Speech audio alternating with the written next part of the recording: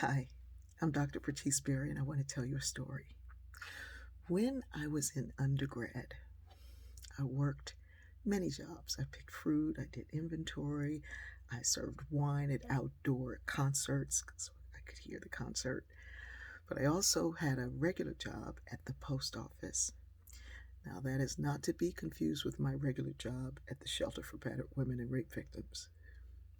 My regular job at the post office, I did early in the morning, and you got in there and you sorted mail, and then you put the mail in all the boxes and made sure packages, there were notices written for all the packages.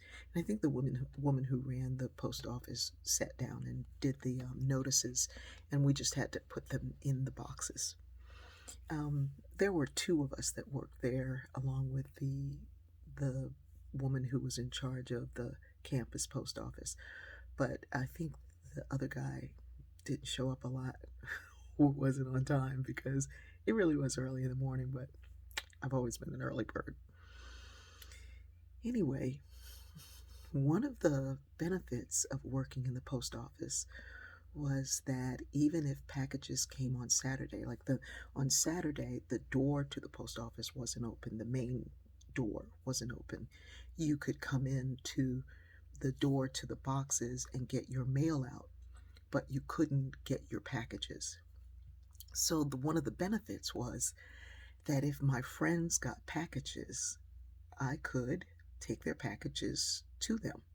I could get them for them.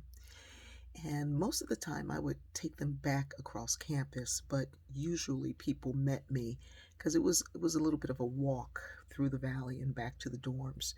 Um, but if you told me you had a package coming, I could look out for it. If it came on a Saturday, I could get the package for my friends.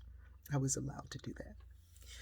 So, and I think they had to have signed their slip or something ahead of time so I could get their package or however it worked. But I was able to get their packages. Now, the benefit of that to me was that their packages had brownies and cookies and cake and all of these good treats. But let me tell you something. The best friend you can ever have in undergrad or grad school is a West Indian friend.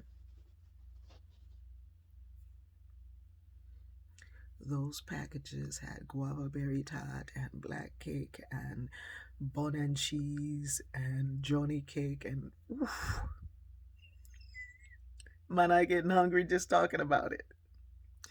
Anyway, so my friends would get their packages and they say, I think I got a package coming. You get my package for me. Like, you know I will. So they would share all their goodies with me, and it was amazing. Now, my first year roommate, Rhonda, her mother would send the most delicious brownies, but she'd always send a separate package that was wrapped with my name on it that said, "This is for Bertice." And she was really intentional about making sure I had something. And the reason she did that was because I never got packages from home. And Rhonda knew that. And so Rhonda told her mom that I didn't get packages. There is a term in sociology for deprivation called relative deprivation. Now, there's absolute deprivation, where you are absolutely deprived. But relative deprivation means you are deprived relative to what the larger society has.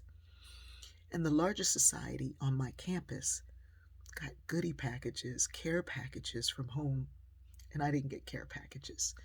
So I wrote to my family, begging them to please send me a package. It wasn't that I was really deprived of what I needed to eat or even the treats because my friends shared them, but I wanted my own package from my own family. And I got a package one day from my family.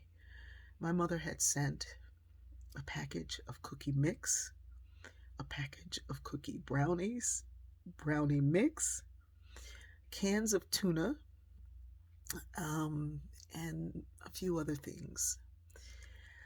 I think I got some tasty cake treats.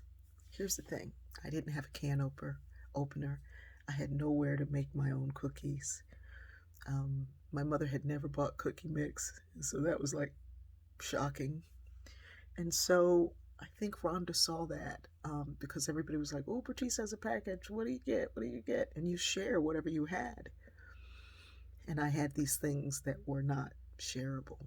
And in fact, some people even laughed. And so the relative deprivation of that was painful. From then on, Rhonda's mother made sure whenever she sent a packet for Rhonda, she sent a package for me. But one day I was in my room thinking about that package,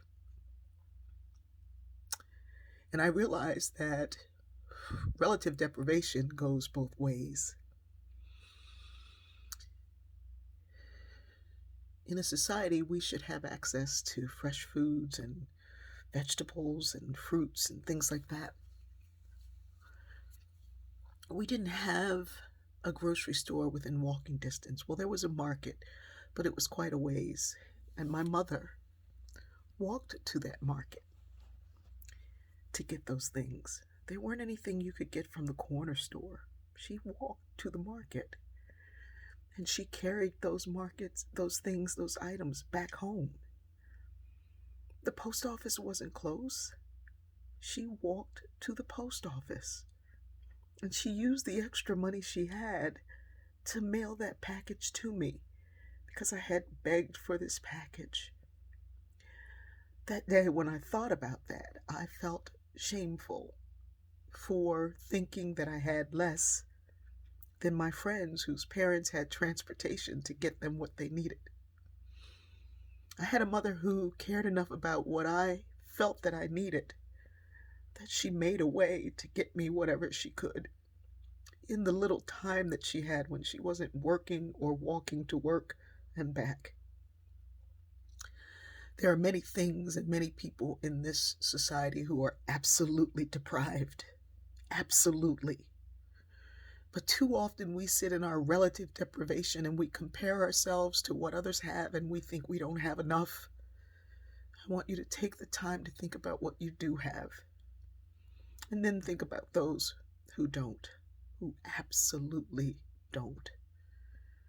And then I want you to be grateful. I want you to be grateful and do whatever you can to make somebody else's life a little bit more joyful. Bake some brownies. Don't send them to me. I'm not that deprived. But if you got some Johnny cake or guava berry tart, I love you.